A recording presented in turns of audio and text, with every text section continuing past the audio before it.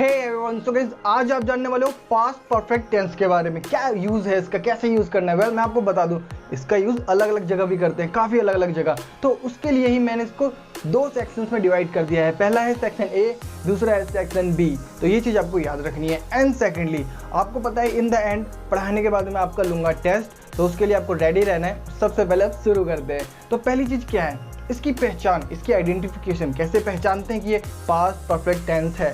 Well इसकी पहचान होती है चुका था, चुकी थे, चुके थे। ये तो इसकी फॉर्मल जो एक मेन पहचान है वो है ही। एक और साथ में पहचान होती है इसकी, लाइक लिया था, गया था, ई थी, ए थे। ये सब भी इसकी पहचान हो सकती है। पहचान तो हमने जान ली है, अब हम जानेंगे हेल्पिंग वर्ब। हेल्पिंग वर्ब मतलब सहायक क्रिया। सहायक क्रिया वही होती है जो सहायता करती है आपको जानने में कि ये टेंस कौन सा है। तो इसीलिए आप इस चीज़ का ध्यान रखो कि हेल्पिंग वर्ब क्या होती है। वेल शॉर्ट में इसको हम HVB कह सकते हैं, जैसे कि आपको दिख रहा है कि लिखा भी हुआ है। सो हेल्पिंग वर्ब है इसकी हेड। अब जो हेड है इसके साथ कोई ऑप्शन दूसरा कुछ नहीं है, तो हेड के साथ हम सभी सब्जेक्ट का प्रयोग करते हैं। कहने का मतलब है जैसे कि पहले हमने जब प्रेजेंट परफेक्ट के बारे में पढ़ा था तब हैज़ हैव था, कहीं हैज़ लगता था तो कहीं हैव लगता था। मगर इसके अंदर जो हेड है इसी के साथ सभी सब्जेक्ट्स का प्रयोग होगा। I, you, we, they, he, she, it, name, जितने भी सब्जेक्ट्स हैं सबका यूज़। तो ये चीज़ हमने जान ली है कि हेड का प्रयोग होता है इसमें as a helping verb. Alright, अब हम बात करते हैं main verb. Yes, main verb कैसे रह सकती है। और मेन वर्ब इसकी कौन सी है। मेन वर्ब होती है थर्ड फॉर्म, मुख्य क्रिया, जिसको हिंदी में कह सकते हैं। वर्ब की first form, second form, third form, ये होती है एक वर्ब की तीनों फॉर्म्स। तो इसी तरीके से इसमें होती है थर्ड फॉर्म का यूज़। ये चीज़ आपको याद रखना है। मैं आपको एक चीज़ बताता हूँ कि कभी भी परफेक्ट टेंस आए, present perfect, past perfect, future perfect, कोई सा भी परफेक्ट हो, सिर्फ परफेक्ट याद रखना, तो इसके अंदर आप हमेशा वर्ब की थर्ड फॉर्म का यूज़ करोगे। ऑलराइट, तो गाइस ये हो गए हमारे इसके रूल्स। तो अब हम बढ़ते हैं आगे। वेल आगे बढ़ने से पहले मैं आपको बोलना चाहता हूँ, अगर आप लोगों को इंग्लिश सीखनी है और आप मुझसे जुड़े रहना चाहते हो तो चैनल को सब्सक्राइब कर लो, बिकॉज आने वाली वीडियोस की नोटिफिकेशन आप तक पहुंचनी चाहिए। That's why. And also like this video, then go ahead, like करो। अब बढ़ते हैं। तो गाइस सबसे पहले हम सेक्शन ए के बारे में जानेंगे, उसके बाद सेक्शन बी के। और सेक्शन ए को शुरू करने से पहले मैं आपको बता दूं कि सबसे पहले मैं आपको अफर्मेटिव सेंटेंस के बारे में बताऊंगा, फिर साथ साथ नेगेटिव सेंटेंस का भी, ताकि आपका कंसेप्ट इजी से इजी होता जाए। पहला एक सेंटेंस है जैसे कि मैं कार बेच चुका था। अब इस सेंटेंस का जो रूल है, रूल तो आपको दिख ही रहा है, ऊपर लिखा है कि सब्जेक्ट, फिर हेड और फिर वर्ब की थर्ड फॉर्म और ऑब्जेक्ट। और यही सेंटेंस अगर नेगेटिव में जाएगा तब हमारा क्या होगा, ये जो नॉट है ये नॉट हेड के बाद आ जाएगा। कहने का मतलब है सब्जेक्ट, हेड, नॉट, वर्ब की थर्ड फॉर्म और ऑब्जेक्ट। इस तरीके से इसका रूल हो जाएगा। अब सेंटेंस था हमारा कि मैं कार बेच चुका था। इस सेंटेंस की इंग्लिश होगी I had sold the car. हमने सब्जेक्ट के बाद हैड लगा दिया और sold according to the verb third form आ गई है सेल की, सोल्ड, इसलिए हमने सोल्ड लगाया है। और यही सेंटेंस अगर नेगेटिव होता कि मैं कार नहीं बेच चुका था, I had not sold the car, और या फिर I hadn't sold the car, ऐसे भी बोल सकते हो। तो अब एक और सेंटेंस देखते हैं। वह किताबें खरीद चुकी थी, यहाँ लड़की है, तो she had bought the books. ये जो बॉट है ये सेकंड और थर्ड फॉर्म दोनों ही है, मगर यहाँ पर हमने थर्ड फॉर्म के लिए बॉट का प्रयोग किया है। वेल गाइस, आप सेकंड फॉर्म, थर्ड फॉर्म, इन सबको ज़्यादा से ज़्यादा याद करें, क्योंकि आगे आने वाली चीज़ें और आपकी लाइफ में भी कभी भी आप कुछ बोलते हो तो यहाँ सेकंड थर्ड फॉर्म का यूज़ बहुत होता है। सो आई वुड सजेस्ट कि आप सेकंड और थर्ड फॉर्म ज़्यादा से ज़्यादा याद करें।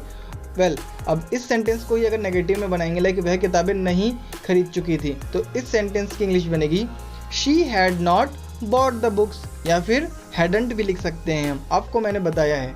वेल अब हम बढ़ते हैं इंटेरोगेटिव सेंटेंसेस की ओर। इंटेरोगेटिव सेंटेंस में क्या होता है, जब क्या से शुरू होता है हम उनकी बात करने वाले हैं अभी।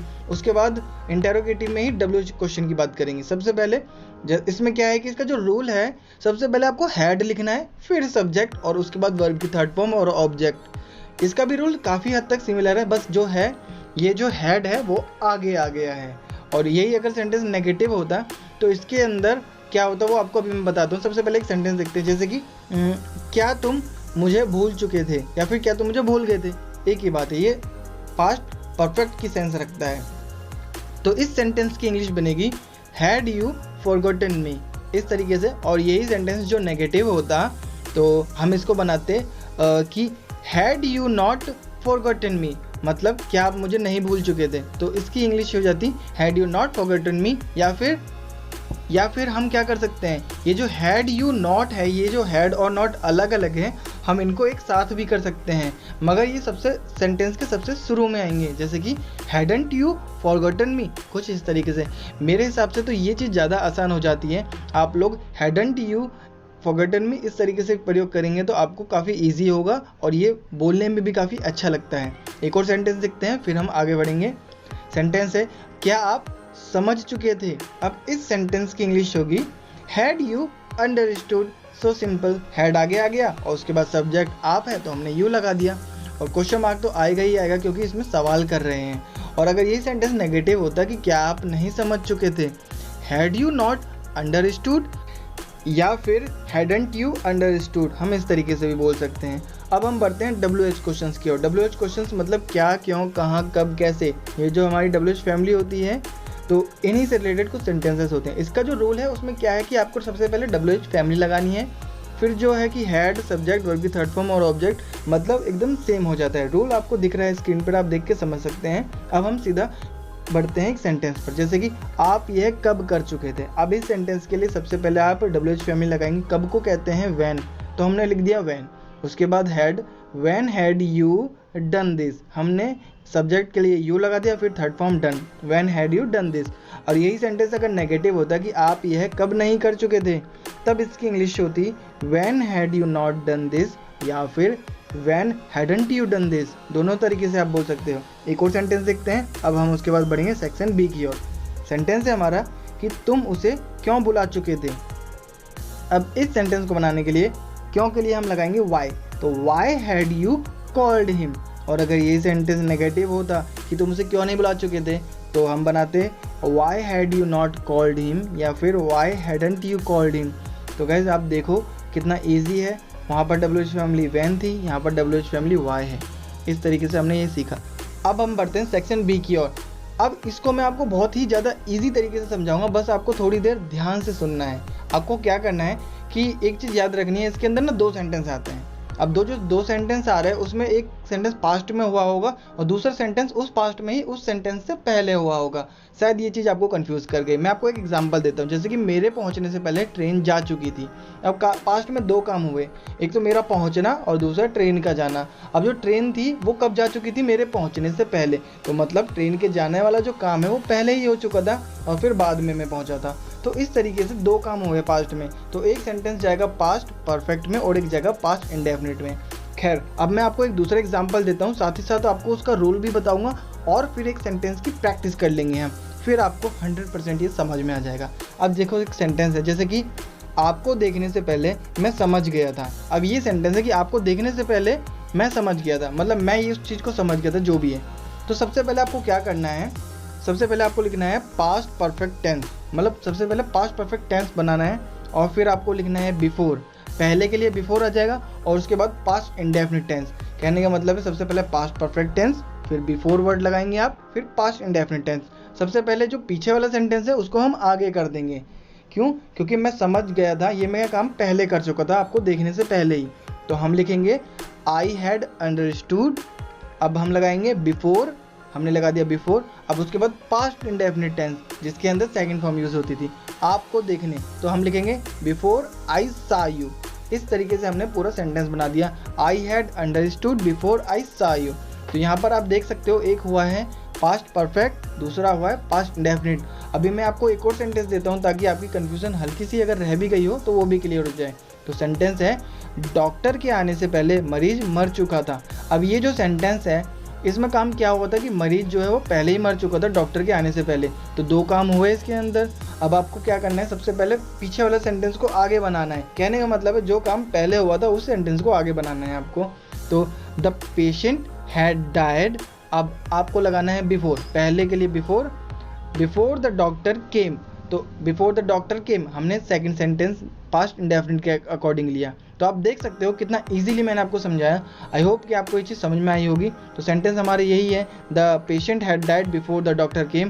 कहने का मतलब है एक पास्ट परफेक्ट में गया है और एक पास्ट इंडेफिनिट में गया है। ऐसा क्यों गया है मैं आपको बता चुका हूँ। एक बार और बताना चाहूँगा कि जो काम पास्ट में पहले हुआ हो, सबसे पहले हुआ हो, उसके लिए हम हैड का प्रयोग करेंगे। कहने का मतलब है पास्ट परफेक्ट का, और जो काम उसके बाद हुआ हो उसके लिए हम प्रयोग करेंगे पास्ट इंडेफिनिट का। तो इस तरीके से हम इसका यूज़ करते हैं। अब हम चलते हैं आपके टेस्ट की ओर। So your first sentence is मैं पत्र लिख चुका था। Your time starts now. 1 2 3 4 5। तो इस सेंटेंस की इंग्लिश होगी I had written a letter. Your second sentence, आपको मिलेंगे सिर्फ 5 सेकेंड्स, सो बी श्योर कि आप जल्दी से बनाएं। योर नेक्स्ट सेंटेंस इज कि हम उसे वहाँ देख चुके थे। इस सेंटेंस को बनाइए। 1 2 3 4 5। तो इस सेंटेंस की इंग्लिश होगी we had seen him there. यहाँ या फिर हम हिम की जगह हर भी लगा सकते थे। अगला सेंटेंस है आपके जाने से पहले हम आ गए थे। इस सेंटेंस को बनाइए और माइंड में ट्रांसलेट कीजिए, फिर मैं इसका सही ट्रांसलेशन बताऊंगा। 1 2 3 4 5। तो इस सेंटेंस की इंग्लिश होगी we had come before you went या फिर बिफोर यू लेफ्ट। लेफ्ट भी लगा सकते हैं हम जाने के लिए। एंड आपका फोर्थ सेंटेंस है कि क्या तुम उसे धोखा दे चुके थे। इस सेंटेंस को बनाइए, आपको टाइम स्टार्ट होता है अब। 1 2 3 4 5। तो इस सेंटेंस की इंग्लिश होगी had you cheated on him. कुछ इस तरीके से, चीट के आगे ऑन जरूर लगाइए क्योंकि एक फ्रेज बन जाता है और which is totally right, so that's why. And guys अब आपका फिफ्थ सेंटेंस। तो फिफ्थ सेंटेंस है कि क्या आप पढ़ चुके थे। इस सेंटेंस को आपको ट्रांसलेट करना है। Your time starts now. 1 2 3 4 5। तो गाइस इस सेंटेंस की इंग्लिश होगी had you studied. So easy. अगर आपके सारे के सारे सेंटेंस ठीक थे, 5 के 5 सेंटेंस, तो आपको मिलते हैं 10 पॉइंट्स, बिकॉज एक सेंटेंस जो है वो 2 पॉइंट्स का। तो इस हिसाब से आपके जितने ही पॉइंट्स हैं आपको कमेंट्स में करके बताने हैं। और इस वीडियो को जरूर लाइक कीजिए और अगर आपको लगता है कि इस वीडियो की किसी को जरूरत है तो उसको भी शेयर कीजिएगा। And thank you so much for watching it. Of course अगर नए हो तो चैनल को सब्सक्राइब करना। And take care. मिलते हैं नेक्स्ट वीडियो में।